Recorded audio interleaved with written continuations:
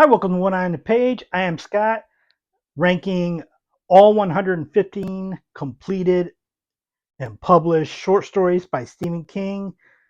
We are doing stories 15 through 11 this week. Let's go ahead and get started. Story number 15 is in Just After Sunset. It was originally published in 2012 in Harper's Magazine. It's won a couple of awards, I believe. It's about a man named Sanderson. He's a middle-aged man and he has dinner with his father. His father has Alzheimer's disease, and basically go over his dinner with his father, and then them driving, something happens while they're driving. Uh, it's a short story. One of his stories, once again, as I talked about last video, King has kind of changed how he writes about stuff now, and a lot of the stuff that's in his wheelhouse now has to deal with mortality, uh, getting old. uh, Alzheimer's disease is something that people who are getting older have to worry about. uh, the family dynamics of a that a son has with his father, who used to be this one figure in his past, and the Alzheimer's has made him something else. But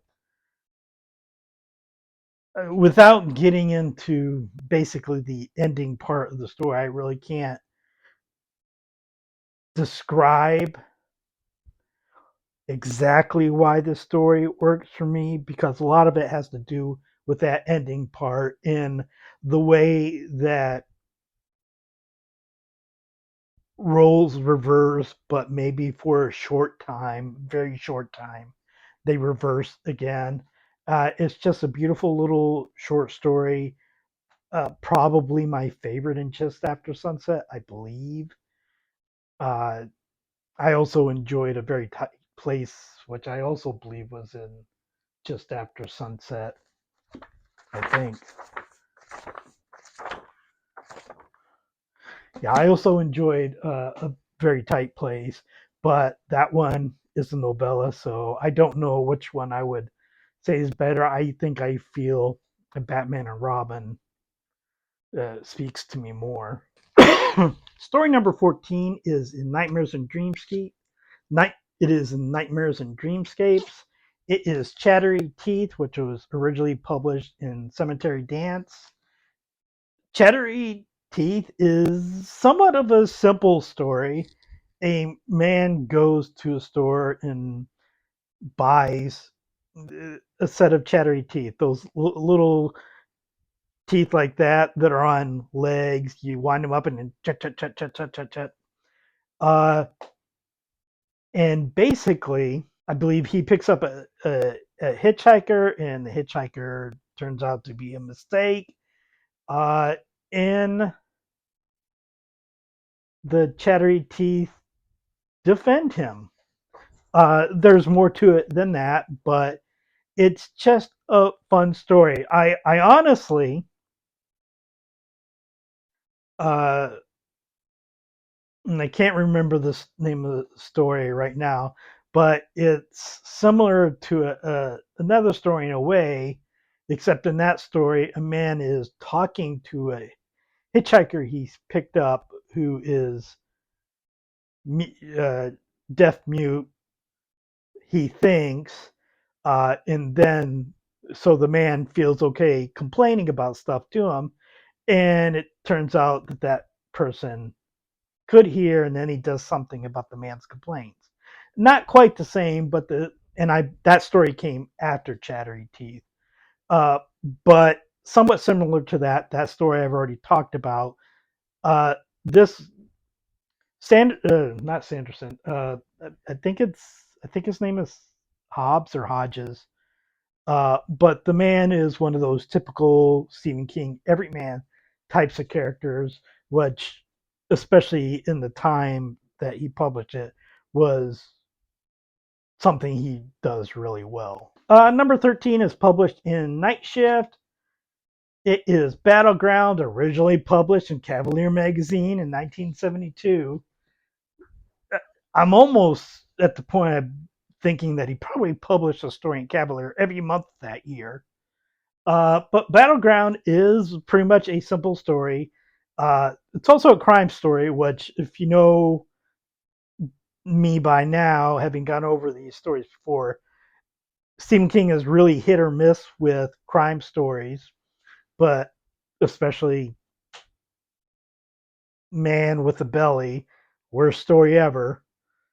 But this one is excellent. Basically, a hitman is hired, and he ends up facing off against little toy soldiers, which goes, there's a little bit of background in that one. Oh, yeah. A man returns from an assassination. He's a man, and he finds a package, and the package are little toy soldiers.